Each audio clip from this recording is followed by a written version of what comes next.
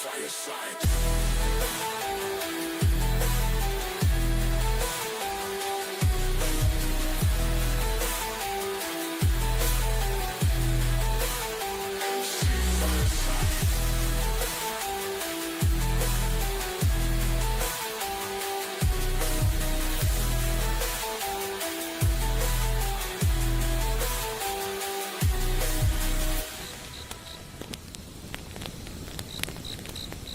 MC Fireside.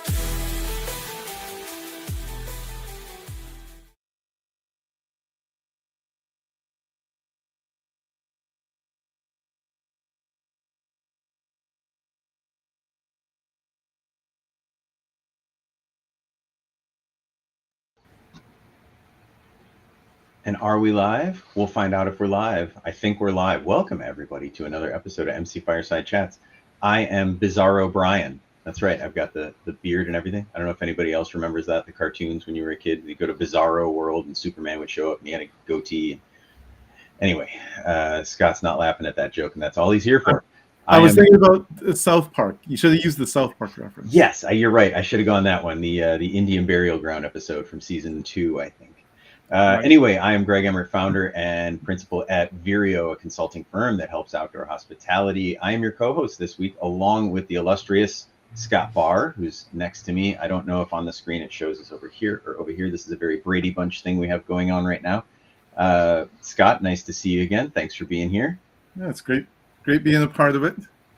And then we have David, Steph, and MacKenzie as well. And then there's this odd person showing us the ground that he's walking on. So we'll maybe get in with him later.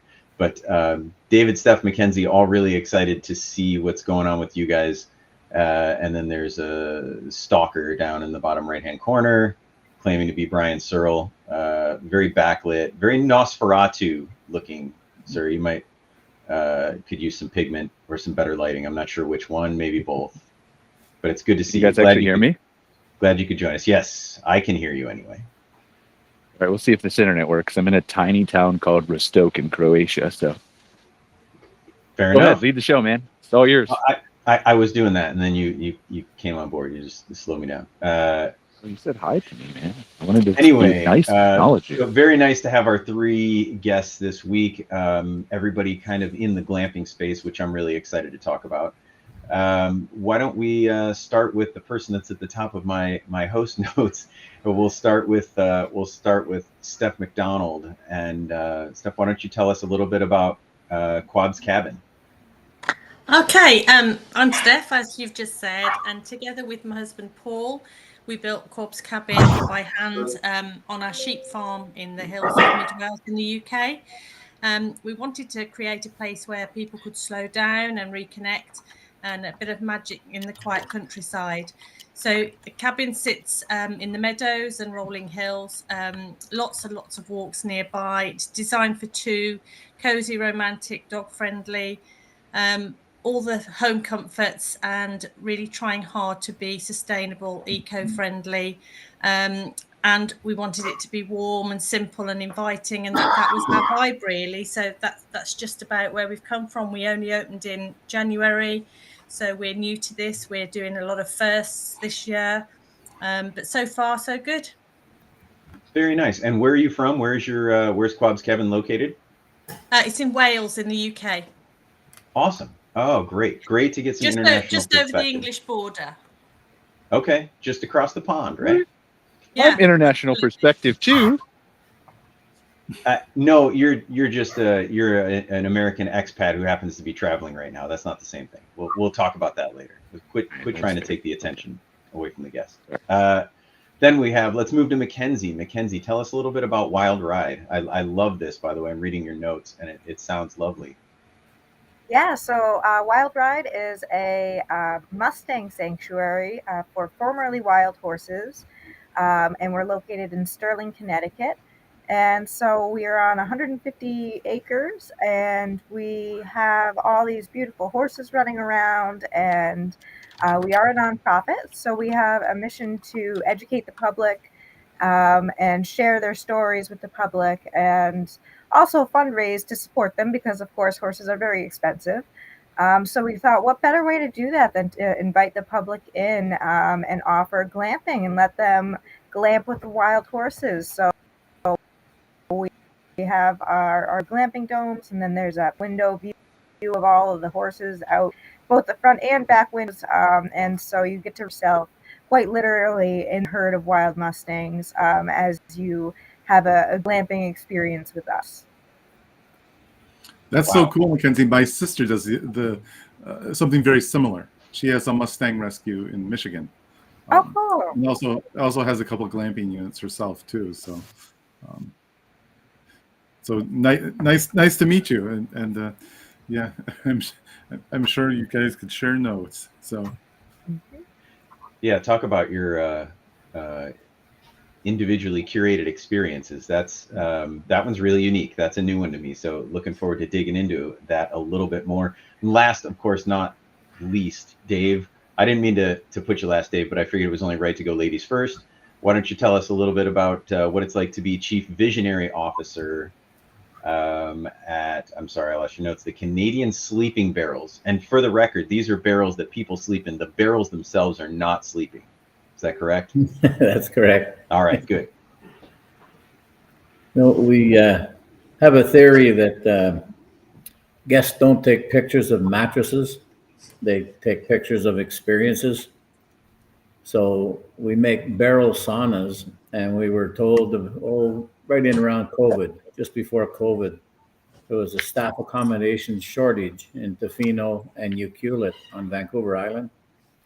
So we took our biggest barrel sauna, where the back wall is a large acrylic bubble, and we put a king-size bed platform in there and a fridge unit with a stove, and we sold about 30 of them. So we started Canadian Sleeping Barrels, where the barrel is 7 foot in diameter, 14 feet long, plus a 2-foot acrylic bubble. So your pillow and your head are right out into the bubble. Oh, that is certainly a unique way to stay. And do you simply sell the barrels, or do you have a glamping operation as well that uses the barrels as accommodation? We just sell the barrels to campgrounds, resorts, parks. We just opened up Cumberland Lake Provincial Park on Vancouver Island last year. Awesome. So we've got a supplier, we've got 2 operators, we've got a data guru, and then I guess last and certainly not least, Mr. Searl, would you like to introduce yourself in case the people here don't know who you are or what you do?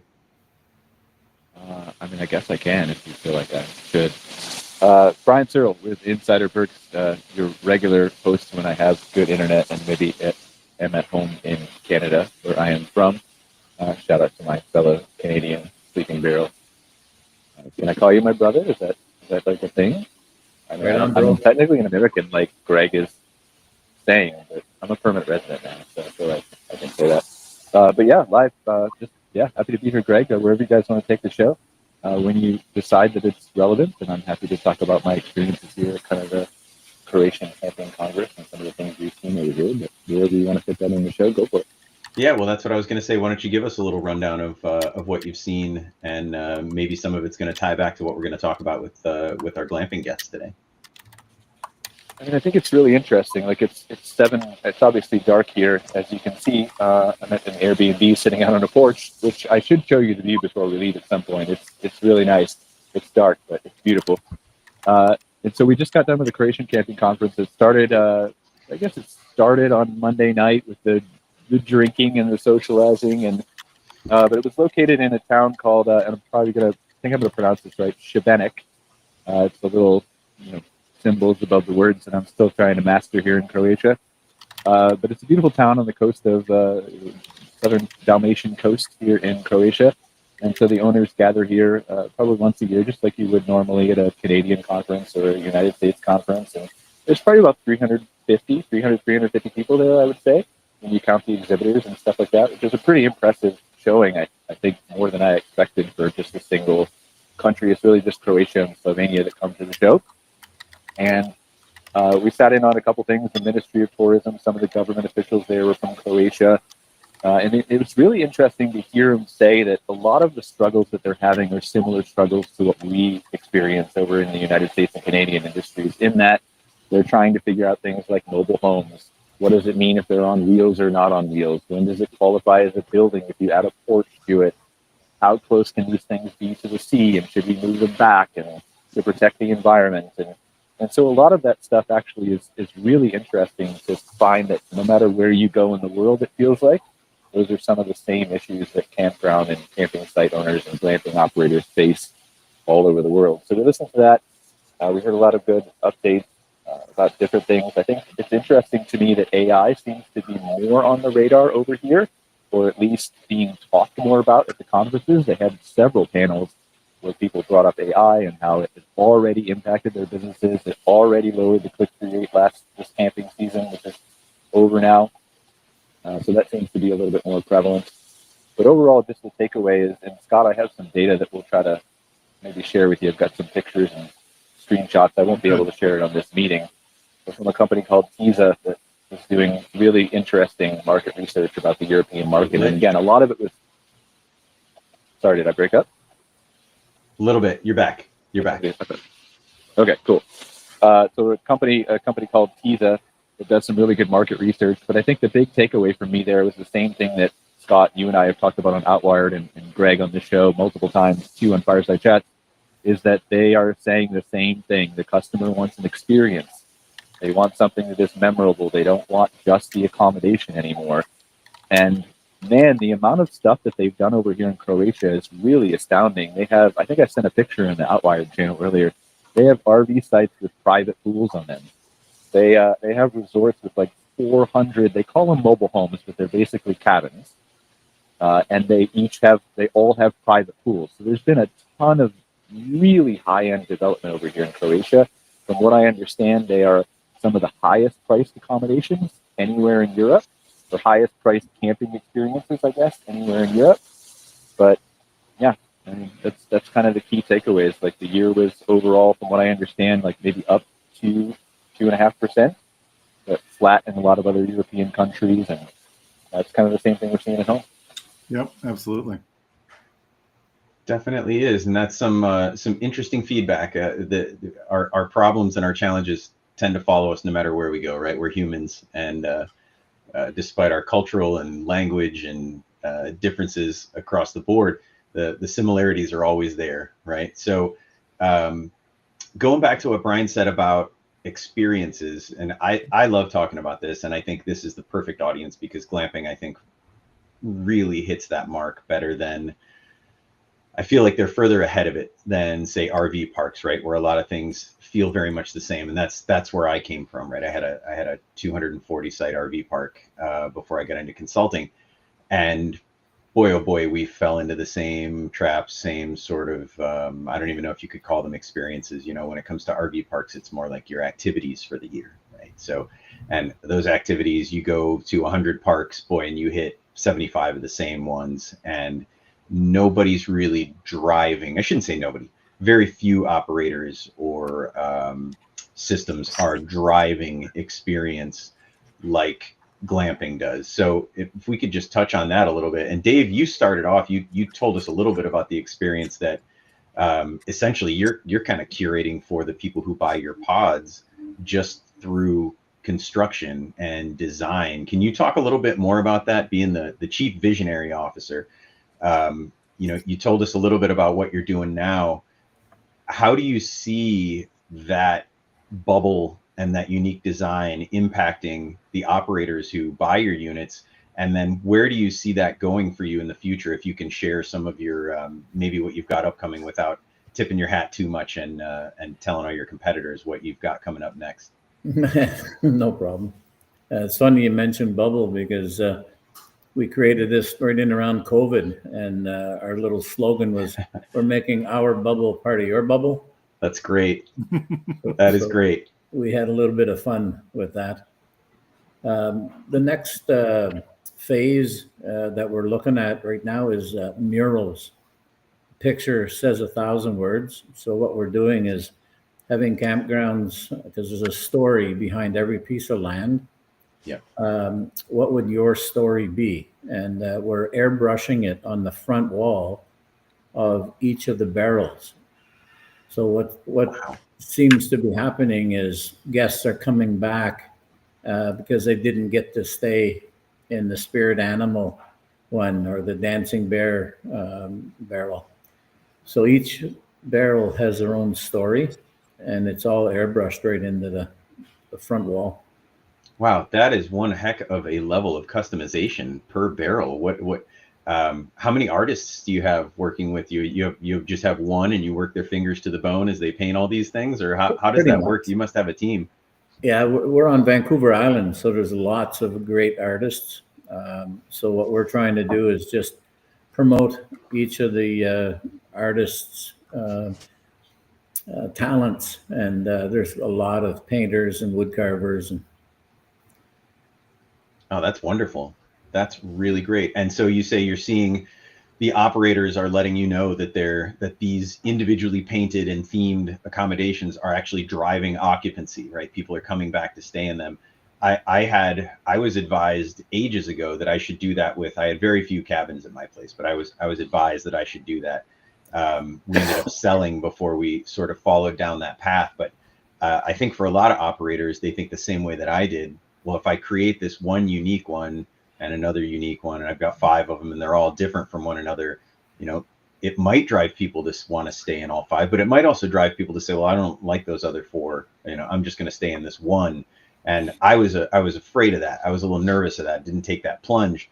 But boy, I've talked to other operators, and they really echo what you just said. And so you're able to talk to the folks that are buying these things and actually see the impact that that's having. Is that correct? What they're telling me is it's not just an ROI, it's an ROE, not just a return on investment, but a return on emotion. And you get emotional equity, not just return on investment. Yep. And that is, boy, I know Scott he's got his hand over his mouth right now, but he could talk about that forever. You've got how many different studies that have come back saying exactly that, Scott? Oh, pretty much all of them. Yeah, right. That's right.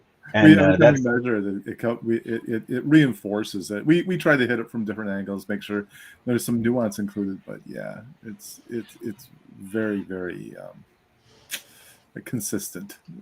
Right on, and across most demographics and age groups too. Correct. Yep. I think what's interesting too about the group we have here today is that is something that we've been talking about a lot. Is taking within the glamping sector, taking it from being just a unique accommodation to a unique experience, and that that's what we've seen is a little bit of that changeover. So anyway, I was really happy to see the group that we have here today. Yeah, it's not just what they see; it's what they feel when they see it. Yep, absolutely. You could not be more suited to wear the letters CVO, Dave. You have got it down, like the language and very well spoken. I appreciate that, your insights. And now, Steph, your place also seems.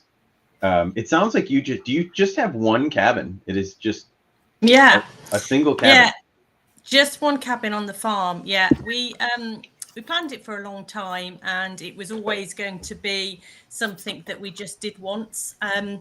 So we really like to offer the guests a really sort of a personal experience. They come and mostly they followed us on social media for a long time. We catalogued and showed the build from the good bits to the bad bits to the muddy bits to the frustrating bits, and we got a really good community of followers. And again, as you were saying about the experience, the emotional experience, we get such heartfelt feedback from our guests who just don't want to leave. When their stay comes to the end, they book again. And, they're telling their friends, they're posting photos. They're really sort of interacting with anything that they can do in the cabin, whether it be going in the hot tub. We're in a dark skies area, so they love to post photos of the dark skies or of the sheep at lambing time, or they might we've just installed a new sauna, so that they're doing that. So actually they're helping us by coming and enjoying it and sharing their experience and leaving lovely reviews online on Google. They are really investing their time. I mean, social media is just amazing, isn't it? You know, people like to come and book. They like to imagine themselves where they can see that they can, you know, talk about sitting in front of the campfire, toasting marshmallows, you know, reading a book in front of the log burner, sinking into the copper bath. They see people putting these things online and saying, oh, what a wonderful, relaxing time we've had. I've never been so relaxed.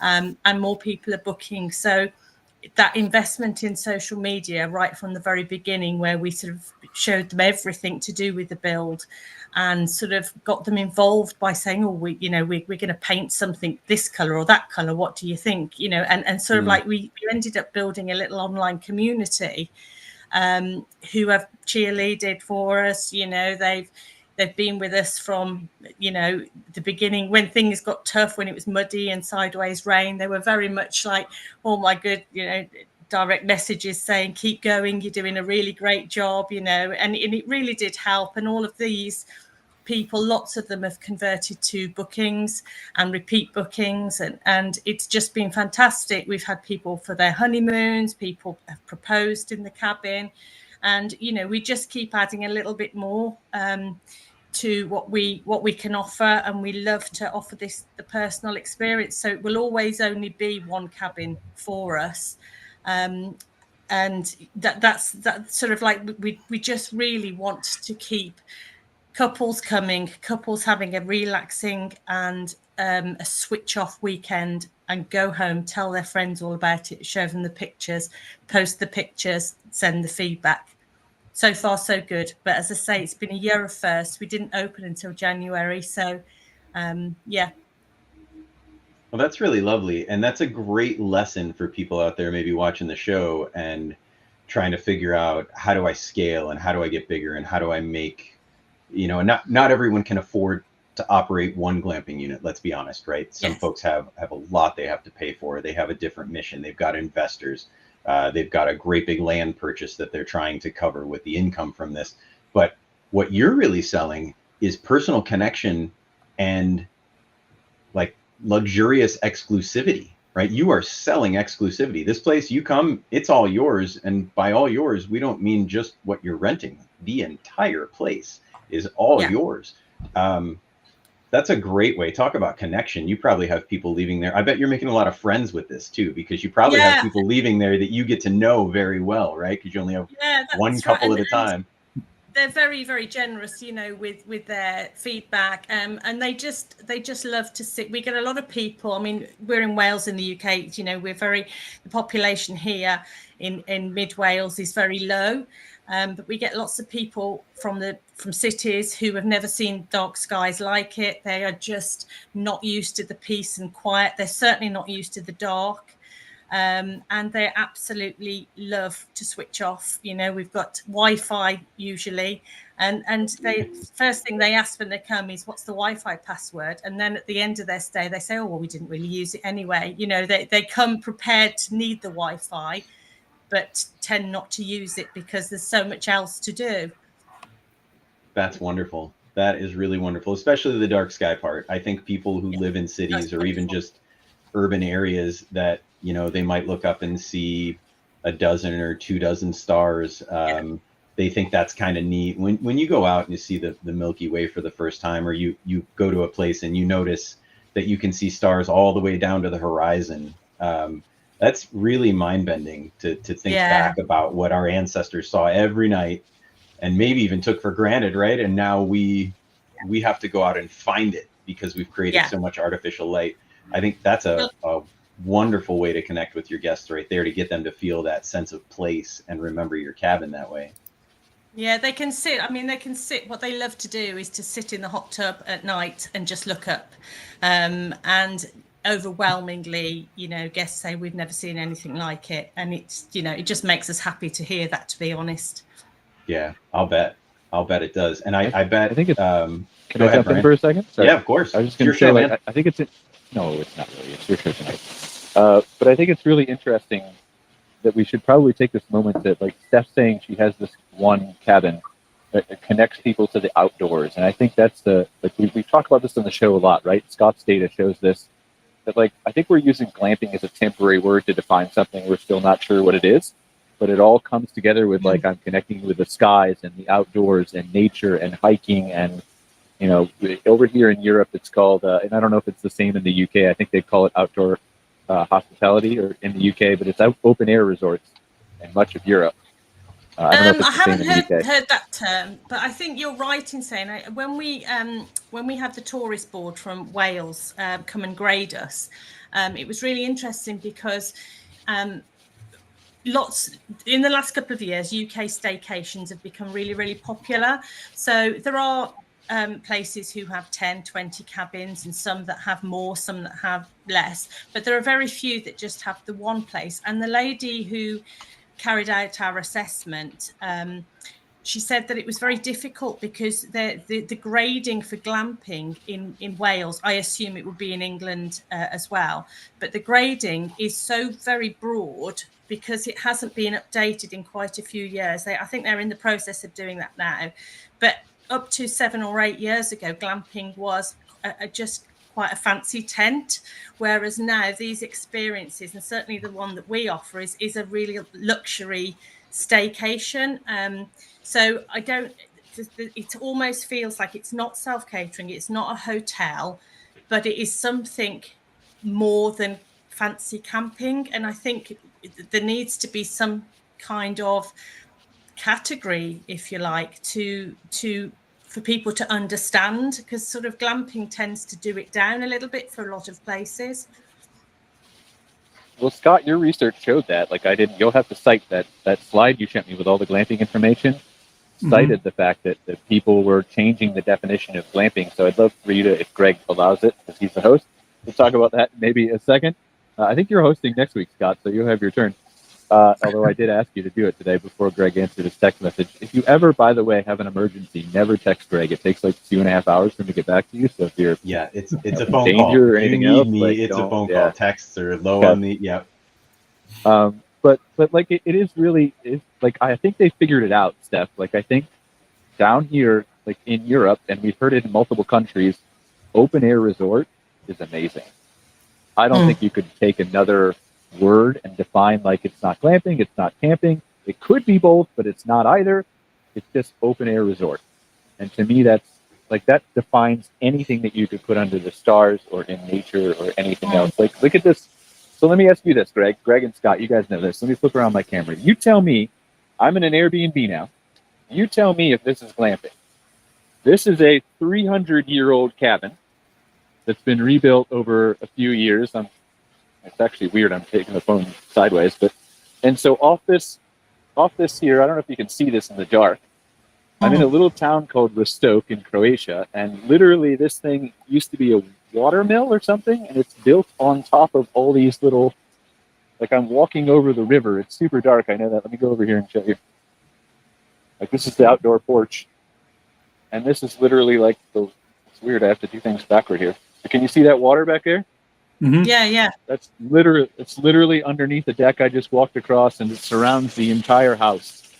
So is this glamping because I'm so connected to nature? I don't know. You guys tell me. Again, from my point of view, not being there, I would say, the key is like, is there an outdoor component to what you're doing? Are you immersed in the outdoors still? Like, I think we've had this conversation before. There's a hotel downtown Chicago that has a dome on a patio that they rent out for $3,000 a night, and they call it urban glamping. And I'm on record saying, I ain't glamping. That's not. I mean, staying outdoors at the top of a huge hotel in the middle of Chicago, it's not it. And it doesn't fit because it doesn't have that true interaction with the outdoors and that outdoors component to it where you're doing something in the outdoors. I mean, I was looking at MacKenzie. I'm going to pick on you a little bit here too, because I actually looked at your website, and MacKenzie has at her farm has put together some pretty cool stuff, I think, and stuff that we've talked about extensively on our shows too. And when we talk about glamping and the idea of integrating those outdoor experiences, she has events there. I saw a bunch of your events. You have yoga, you have, other types of outdoor stuff going on. I didn't go through it in that much detail because I was trying to pay attention to what I was saying at the same time. But and you also have the nice the accommodations immersed in your farm in the outdoors, and it's kind of like that to me, and what Steph was talking about, and David as well. I mean, it's kind of like you're talking about the idea of having these accommodations, but it's the outdoor part of it, and also the human element. I talk about that quite a bit. The fact that there has to be some level of service associated with it. Without that, it's just a structure. It's just something to sleep in. So I'll quit rambling on, because as they all know about me, if I get sidetracked just a little bit, I'll talk forever. And anyway, that's how I change topics too. I realize it's a family thing, or maybe a Midwest thing. I don't know. It's a Midwest thing. But don't forget about the data, like just before we switch topics, about how people define glamping, because I thought that was interesting. Because they haven't figured it out over here. We sat on a panel and they asked me, like, where do you see glamping going in the next 20 years? And I said, like, well, Marriott has, acquired postcard cabins. They've announced their Bonvoy Outdoors that we've talked about on this show, and Outwired before too. Hilton's getting into the game, but they still don't use that word glamping. They're still focused more on cabin rentals. As we look through their website, I think, Scott, on one of our shows, they use outdoors, they use outdoor experience. But the way that glamping, they asked me, like, literally, how do you see glamping evolving in the next 20 years in North America? I said, I have no idea, because I think there's going to be all kinds of different people who like to go glamping, and it's going to depend on your niche and who your audience is and who you're targeting. And some of those resorts are going to look really luxurious. They're going to have private pools at the sites, just like you do in Croatia. Some of them are going to still be tents. Some of them are going to be single cabins on farms. And so I think it's really interesting to me that it's such a broad category, and that no matter what you dream and aspire to, if you're trying to connect somebody to the nature and outdoors, you can be a part of the glamping world. Absolutely. Very well said, Brian. And I think a lot of this, and MacKenzie, you can probably speak to this, because I'm going to guess that you see this a lot at your place, because having an equine element to it, you've really upped the connection game, right? Because people, yes, it's a beautiful place, yes, but now there's these other living creatures that you're sharing space with. And yes, anybody, if you're glamping and you're outside, you might share connection with a living creature. It might not be one that certain people want to see. Maybe it's insects, or maybe a snake crawls across your deck, which for the record, no one should harm any snakes. They're wonderful animals, leave them alone. But at your place, the horses are, I'm assuming, very much a central, like a tenet to who you are, what you offer. And they probably do a lot of guest connection for you. Am I right? You want that experience in nature and with the horses, and to be a horse, especially a horse that was once wild, to engage with humans in this way, because all of our horses, they get to choose if they want to be a sanctuary horse and we own, or they can choose to engage us. And we love being able to show that to people and have them have that firsthand experience of, oh my goodness, Rusty, he's one of the wildest ones, and he came within like 10 feet of you. And it happens sometimes that the horses get curious, have very friendly, domesticated wild horses that'll come right up pets every time. But we try to like build the experience around that, and we actually just completed our pony petting pavilion. So it's a round pen in the middle of the herd. There is a path from the glamping area up through the woods, and you come out in space, and there's the whole herd of horses right there. Come up to the wood fencing and get some pets and some attention. And we also have an immersive experience we offer where the guests can help us horses every night. So we ring a bell and the whole herd comes stand in, and they get to help put a feed bag on a wild mustang and then pet them after and learn about them and learn all their names. So they really get connection with the horses, and we love that. That's wonderful. My goodness. yeah, if anybody out there is listening and is wondering what we talk about what we're meaning when we say curated experiences all the time, that right there, there's one right there. Not everybody can have a wild horse rescue, okay, but you can think outside the box, and you can find. I'm guessing that you didn't stumble into this because you like cats. Maybe you like cats, but I'm going to guess that you really have a thing for horses, and so please. Yeah, and some of the people that come actually aren't horse people, and they're like, oh, well, the domes just look beautiful. You know, I just want to sleep in a bed. Perfect. But that's why we offer that variety. So we've got 3 glamping domes that are fully furnished, and then we have one dome that is a huge transparent geodome in the forest with a sand floor, and that's our yoga studio. So we do like mindful meditation, yoga, sound healing, ceremonies. So all of these reconnect with nature, reconnect with yourself. So we bring in a lot of the wellness crew that may or may not even be horse people. But it's interesting because a lot of people who aren't horse people still love animals, but the whole horse world tends to be very intimidating to people. And there's like a gatekeeping around interacting with horses. And so it's a nice way to like get the wellness crew involved, and they're like, oh,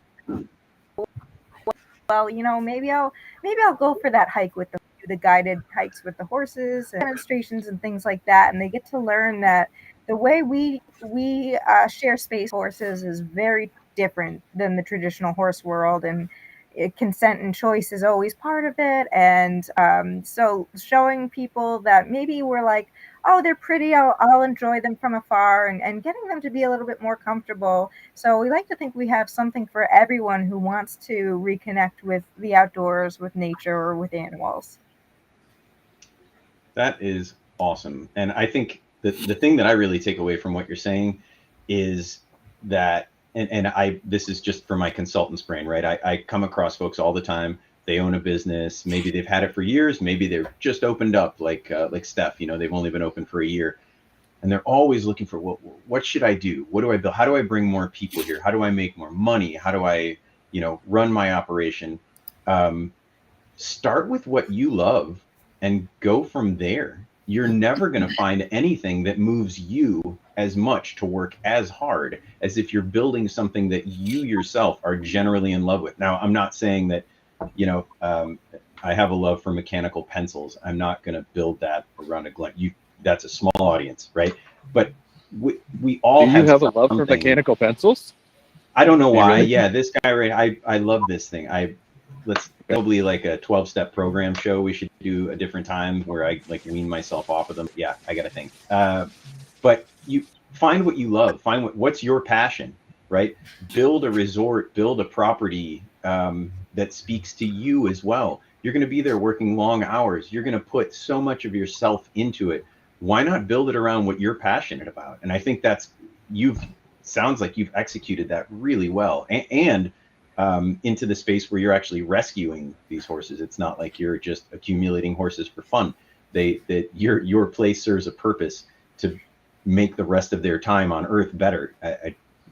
That's wonderful. And I think more people could take from that, in that you took what you love and what means something to you, and you built that into your business. You've essentially made that your business.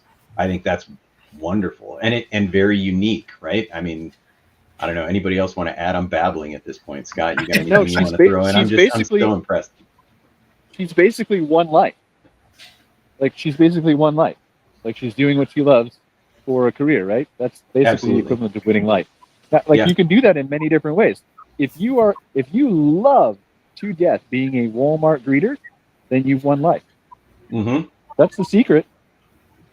Absolutely. And the same with Steph. I only want one.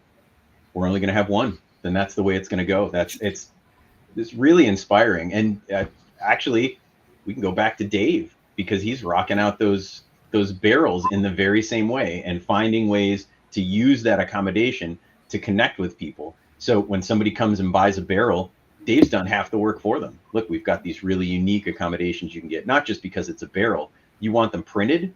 You want the bubble facing out with somebody's head right in it so they can watch that dark sky. Look at this, and he's on cue with visual With the aids. visual. Dave is the man. Look at this. Tell us about what we're looking at, Dave. That's really. Oh, look at that. That's two of the murals that we've done, Surfer Girl and the little palm tree scene. We had a guest say, you do custom murals. Can you do two palm trees? And could you put a hammock in between them? And you know those little drinks they have with the umbrella? He said, can you put one of those down in the sand? And how about a hibiscus flower? Put it in a coconut. So that's the one we did for him. My goodness. Yeah, that's a heck of a lot of custom on these things. And then there's the little surfer girl, because we're on Vancouver Island. We're only about an hour and a half from Tofino, which is beautiful surf country. Interesting. Not a part of the world where I think of people surfing. No. But that's me. That's my my lack of knowledge when it comes to geography, I suppose. So Brian's showing us some more water and a cat running around there. Brian, is the cat is that like, is this sort of like parallel the owner, what so there's MacKenzie is doing with it's with cats? weird. Like I have to move this thing the opposite way to show you what I'm doing. So just bear with me. This is crazy. Like, okay, so the owner, I guess the owner of this place lives kind of back through that fence, and it's his cat. He introduced it to us when we came here, but it's just wandering around. Like, I can't be more immersed in nature if you tried. I'm going to try to do this with my flashlight so you guys can see this. This is the entrance of the place, right? I walk in, and this is literally like going the wrong way. Can I say F on the show? Anyway, there's a walkway right here, and I'm walking across this thing, right? So then there's the river is on both sides of me, or the water is on both sides of me here. And then I just keep walking straight ahead. And then this is this front porch, but then I'm going to do it the wrong way. Okay. Yep, I did it the wrong way. Over here is like I'm totally surrounded by water.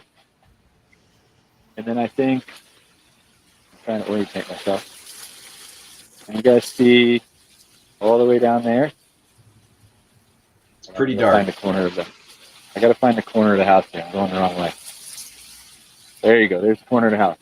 See, like right down here where I'm narrowing the light? Mm-hmm. Oh, yeah. That's a waterfall. Right at the corner of the waterfall at the house is a waterfall.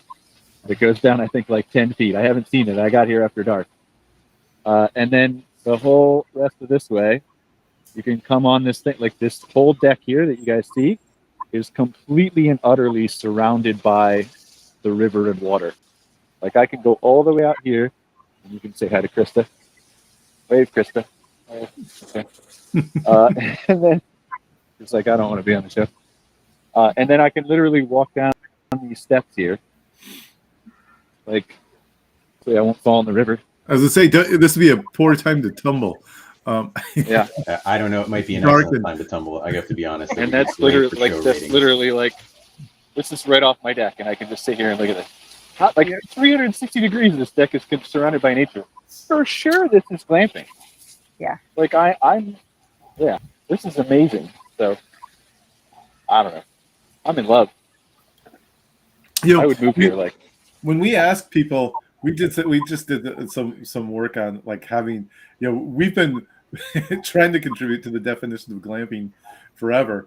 It seems like, and and you talk to different people and they all have a different definition, but like at the glamping show, Justin went around and did interviews with people and asked them how they define it.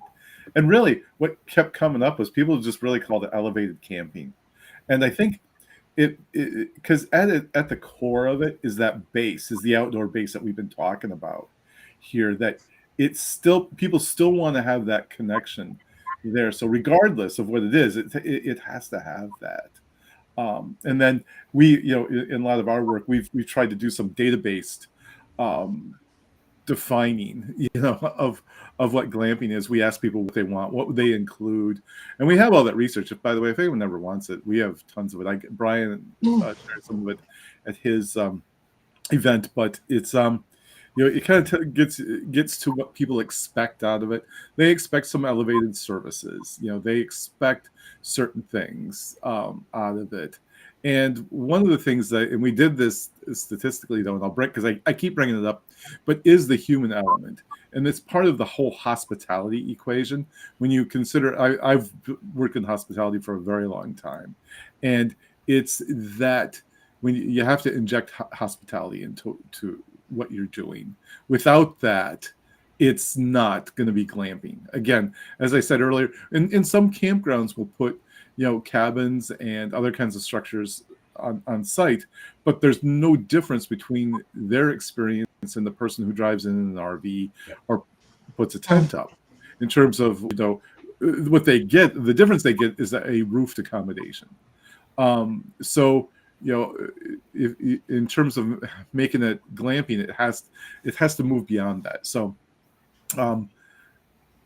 again, these are the things we're looking at, by the way, and we're actually getting ready for some more research. I have some research on my computer right now that we've done in this category that will be coming out soon, that I think people will find real interesting in terms of looking at some of these other connections and what people are doing. But I'll say it again. I'm just glad with the group we have here today. This kind of represents kind of what we're doing in the category. And I have to say one more thing, and then I'll shut up. I promise. You can actually kick me out of the meeting if you want.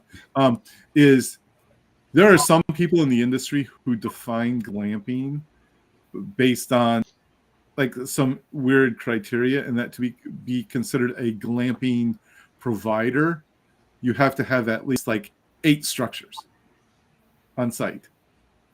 And they're basing a lot of their decisions on that, and they're reporting it to the industry. And I'm always amazed at it, because we keep reporting that the average size of any glamping operator is, I think, right around 10 is average. So you have a lot, because that includes the people with tons of them, and people like Steph and MacKenzie here. It's like so I'm not doing that. I'm not doing it. I'm going on record. That's why I'm saying it here on the airwaves. I'm done. Well, the people. I'm just showing the cat because you don't want to see my ugly face, right? That's so much better than my ugly face. Even though it's the cat's butt, it's still better than my ugly face. But like I think that's interesting, because there are so many people in our industry, and to be fair, like everybody does it, not meaning ill will. Like I do it on my show. Scott, we do it on our show. We try to define glamping, and we try to say this is what it is, this is what it isn't. I think, again, just if you have a dream and you're connecting people to nature and the outdoors, then do your thing and call it whatever you want. And it really is just an amazing thing to let people be outside. Absolutely. Well, David's coming in with some more. We have more visual aids. Visuals from David. That's what it looks like when you're inside.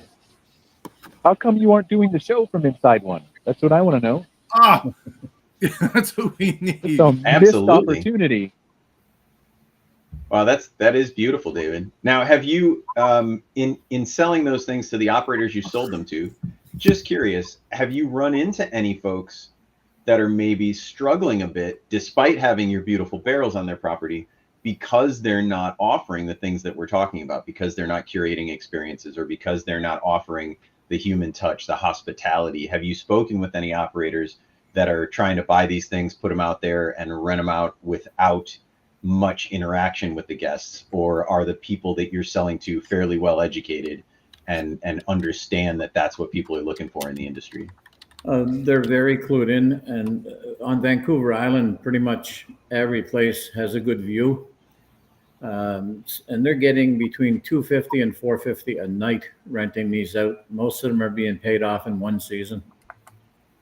Oh, you cannot beat that. That's the ROI. That's a magic number right there. You got any overlooking the pebble beaches where the orcas come in and scratch themselves on the pebbles? That's I want to look out one of those bubbles and watch orcas come up to the beach and scratch. That's one of the. I really want to get to Vancouver Island and see that.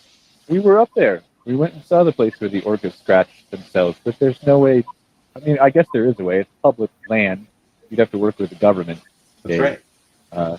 there's a little platform up there, but like the orcas aren't there 99.2% of the time. Yeah, You it's just very. have to get really lucky.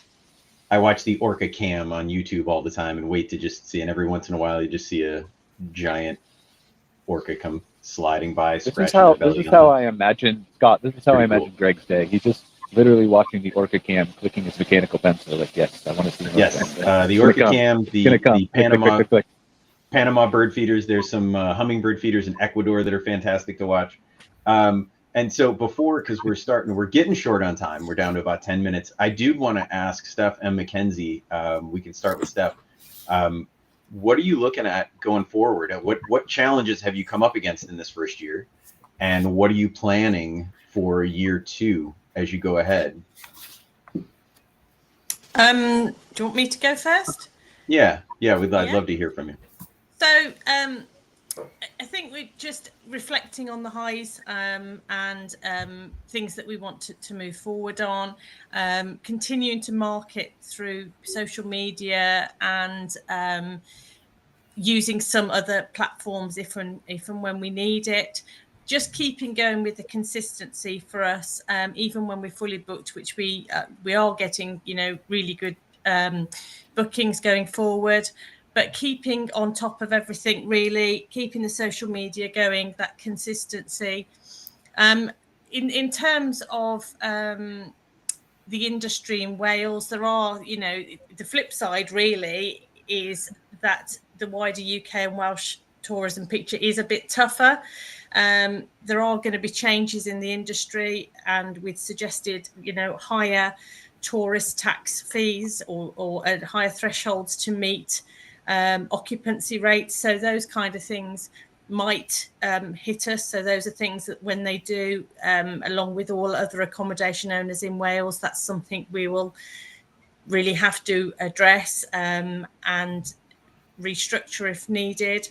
But I think really it's just being more creative with your offerings.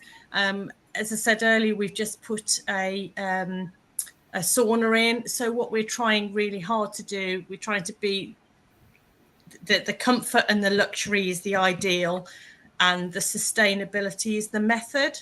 So we're trying very hard to push the sustainability. We work with our local area for supply. So continue to keep doing that, but also continue to offer the luxury, the copper bath, the rainfall shower, the sauna, the outdoor experiences that people are really loving, and keep reading the feedback and keep moving forward. That would be what we're looking to do for the next 12 months or so, and hopefully keep going and keep being fully booked. That's the key right there at the end, right? Yeah, I think it's wonderful that you're pairing sustainability and luxury, because I think for a lot of folks, they think sustainability and they think, oh, I'm going to go to this place and I'm going to take a shower under one of those shower heads that barely gives me enough water to, wash my eyebrow, let alone my hair. Well, not my hair. There's not much there. But, Scott's hair, he's got that full, all those locks, right? You need water to be able to wash that kind of stuff. But it sounds like you're able to pair those two things. So do you have, what are your sustainability initiatives? Do you do water recycling? Do you have solar? What are your sustainability initiatives? We try really hard to do some of the things that are more unusual, as well as the ordinary things. So, we do with water recycling. We have solar panels on the farmhouse, which lead down into the cabin itself. We try to, as much as possible, use local produce. I make a lot of the toiletries and things myself. Wow. Everything that we built the cabin with was sustainable or reclaimed. My husband by trade is a carpenter, so he was able to take lots of things and make them into something different, sort of like that. But yeah, we just try very, very hard to be as sustainable as possible. The power initiative from the farmhouse helps an awful lot, and asking people to do their bit as well. Turn the lights off outside when they're in, to preserve the dark skies, to have special bulbs in the lights, to have lights that shine downwards. The hot tub itself is wood fired, where the wood comes from the farm, so we're not using electricity for that. We don't use chemicals at all in the hot tub. when the guests aren't in the cabin, the sheep mow the grass for us, which not only helps us, but it's just a little added novelty, really. And yet, so we're always open to ideas, of course, but that's our sort of mission, really. And we were really lucky, very beginning of us opening. The Guardian, which is quite a sort of a highbrow newspaper in the United Kingdom, featured us as they saw our sustainability pledges, and they really liked them and said that they aligned with their readers, and they published a piece on us, which was just fantastic. It was the best thing that we could have had happened. So we just keep plodding along and doing what we can, really. That's great, Steph. Thank you for sharing all that. MacKenzie, how about you? What are your challenges upcoming in this next year, and where do you see yourselves going? Are you guys going to be adding units, adding experiences? Where do you see Wild Ride headed over the next year?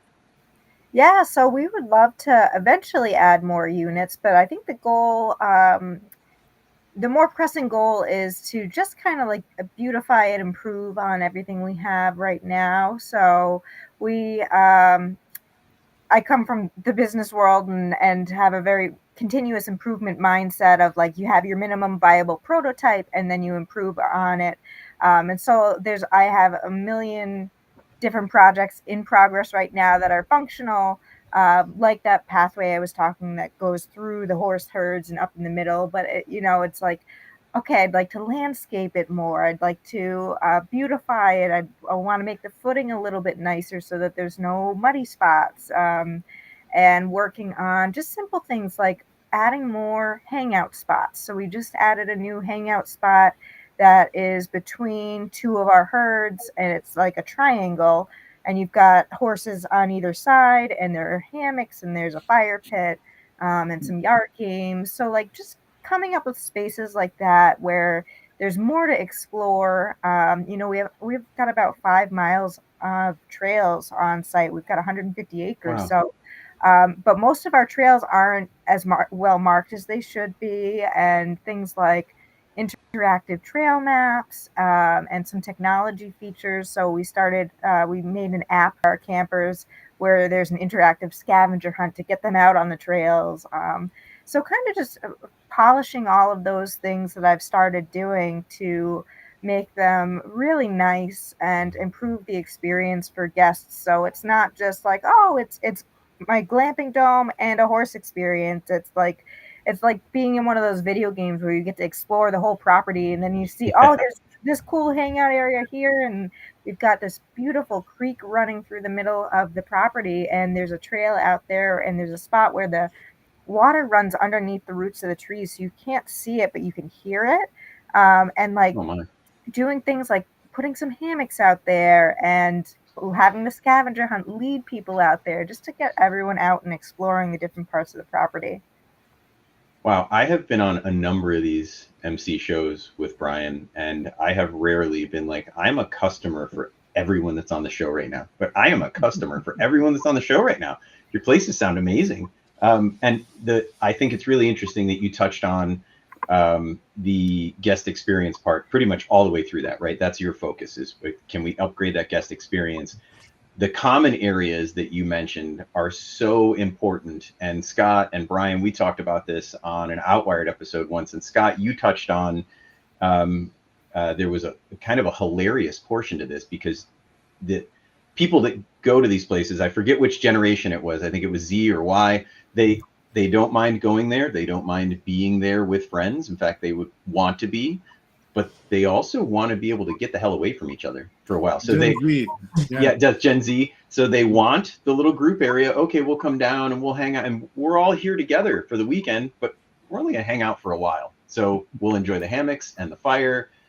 And I've kind of had enough of Brad. I'm gonna go back to my cab. Okay, I'm good, right? That's kind of what your data had pointed to. Yeah, that's absolutely the case. It's they like to have their own space. It's why they do a lot of Airbnbs, have your own space and then look for a common area. Brian, you and I talked about this one, the place you're at in Ireland was a really good example of that, where people could have their own spaces and still have that common area. But yeah, MacKenzie, that what you're talking about there is fits into that, because we found that generation is a little bit intimidated by places like campgrounds, where people tend to be very social. Like, you could be sitting out at your fire pit, and again, I grew up in Michigan, so I can say this. Like my Uncle Charlie, if he was camping there, he would literally walk up and say, "Hey, what are you guys doing? Where are you from?" It's like, and you could be from New York, and he'd say, "Well, do you know so and so?" Like, I knew some guy from New York, and that's just how it is. But the Gen Z folks don't really like that. It's just not in their comfort zone to have that kind of social interaction. So having those spaces where they control it is pretty important for people to be able to do. You can't have forced social interactions at any location. Yeah. All right, I think we've got to wrap up. Steph, what time is it in the UK? Is it 7 or 8? 7:05 in the evening. 5 till 7. Okay. It's well, maybe it's 8:03 is what my phone says. So that's weird. Yeah, 7:05. Okay. All right. I thought I was like in the future by 8 minutes. I was going to go play the lottery. I think it's, we got to wrap up, Greg. Like, it's 8 o'clock here, and Steph's Well, probably I know. ready to Then have a you beer started too. talking. I was headed to wrap up. I wanted to ask Dave a quick question so we could give him a chance to get out the door, and then So, Dave, now that Brian's to drop the hammer on us, we're 1 minute and 4 seconds over. Tell us really quickly where you guys are headed in the next year or so, and then we'll wrap. Yeah, well, basically we build these barrels on Vancouver Island, and we ship all over the world. We ship one to Sardinia, Italy. We have a capability right now of doing 150 barrels a year, and we just put a second shop in to double that. So the barrels are only 20 grand Canadian, which is only 15,000 US. So we make them here and ship all over the world. That's awesome, Dave. And if people want to find out more about your barrels, where do they find you? CanadianSleepingBarrels.com. Excellent. And MacKenzie, where do they find out about Wild Ride? WildRideCT.org. Excellent. And Steph, where can they book a stay at the one and only Quab's Cabin? Quab's Cabin Powys, which is POWYS.co.uk or .com. Excellent. Well, thank you all to our guests. Thank you, Brian, for letting me guest host. I love curating the conversation. I have a good time with it, in case you guys couldn't tell. Scott, it's good to see you as always. Where do they find out about Cairn Consulting? Just CairnConsultingGroup.com. Well, that was easy. It's a lot of typing. I know. Where do they find out about Vireo? GrowWithVireo.com. And if you don't like the website, send Brian an email. He made it.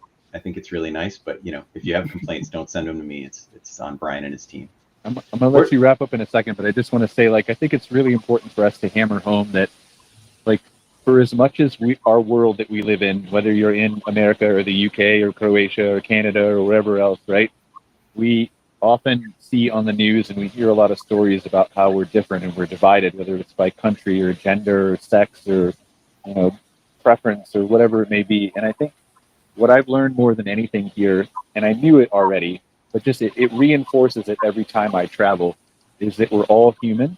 We all go through the same struggles and trials and tribulations. We all, as we talked about earlier on the show, we all have in our industry the same permitting issues and questions and answers. And Europe may be a little bit further ahead of us in the glamping sector because they've been doing it for a little bit longer. But just the ability to connect with your peers who are all the same as you, no matter where they are, what country they're in, what language they speak, whether they're high end or middle end or low end, whether they're one cabin on a farm or a couple of accommodations in the middle of horses or Canadian sleeping barrels or private pools on mobile homes, as they see in Croatia. Everything's the same. We're all connected. We're all the same, and we all have a lot that we can learn from each other. So the more inclusive I think we can be, the better this world's going to be. It's a great way to leave it, Brian. Well, thanks everybody for showing up, and everybody out there who's watching. Really appreciate it. Had a great discussion this week. Look forward to the next MC Fireside. Next week I'll be from set in France. So Scott, I think you're hosting, right? Yes, I am. All right, next week we'll Get be ready live for from some set in rambling. France. So. Okay. See you guys later. Thanks. Thanks, guys. Bye. Bye-bye. Bye.